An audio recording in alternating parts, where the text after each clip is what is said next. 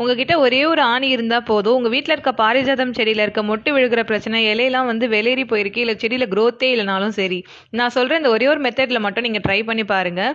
இதை நீங்கள் கேட்குறதுக்கே டிஃப்ரெண்ட்டாக கூட இருக்கலாம், பட் ரொம்பவே எஃபெக்டிவான ரிசல்ட்ஸாக கொடுக்குது.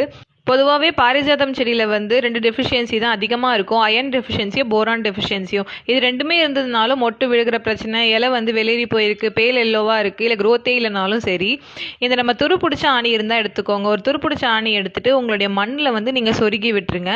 சொருகி விட்டுட்டு நார்மலாக நீங்கள் ரெகுலராக தண்ணி ஊற்றுற மாதிரி ஊற்றிட்டே வந்தீங்க அப்படின்னா அதில் இருக்க அயன் கண்டென்ட், நமக்கு இரும்பு தானே ஆணி, ஸோ அதனால் அயன் கண்டென்ட் வந்து பொறுமையாக மண்ணில் இறங்கி செடியோட க்ரோத்தை வந்து உங்களுக்கு பொறுமையாக இன்க்ரீஸ் பண்ணி கொடுக்கும். நான் சீரியஸ்லி இதை ட்ரை பண்ணதுக்கு அப்புறமா வந்து எனக்கு சூப்பரான ரிசல்ட்ஸ் கிடச்சிருந்தது. இலை எல்லாமே வந்து நமக்கு பேல் எல்லோவாக இருந்ததுலாம் வந்து டேர்ன் ஆகி நமக்கு டார்க் க்ரீன் கலரில் கரெக்டான கலரில் வளர ஆரம்பிச்சிருச்சு. ஸோ நீங்களும் இதை ட்ரை பண்ணி பாருங்கள். இது இந்த செடிக்கு மட்டும் இல்லை, உங்கள் வீட்டில் இருக்க எல்லா செடிகளுக்குமே நீங்கள் ட்ரை பண்ணி பார்க்கலாம். இது கூடவே நம்ம கொடுக்குற ஹோம்மேட் ஃபெர்டிலைசர்ஸ்லாம் நீங்கள் சைட் பை சைடாக கொடுத்துட்டு நீங்கள் ரெகுலராக மெயின்டைன் பண்ணிட்டு வந்தீங்க அப்படின்னா உங்களுக்கு சூப்பரான ரிசல்ட்ஸ் கிடைக்கும். இதை கேட்குறதுக்கே மேபி சில்லியாக கூட இருக்கலாம், பட் நீங்கள் ட்ரை பண்ணி பாருங்கள், உங்களுக்கு நல்ல ரிசல்ட்ஸ் கிடைக்கும். ஸோ வேறு ஏதாவது டிப்ஸ் வேணுன்னா மறக்காமல் கமெண்ட் பண்ணுங்கள், நான் கண்டிப்பாக ஷேர் பண்ணுறேன். பாய்.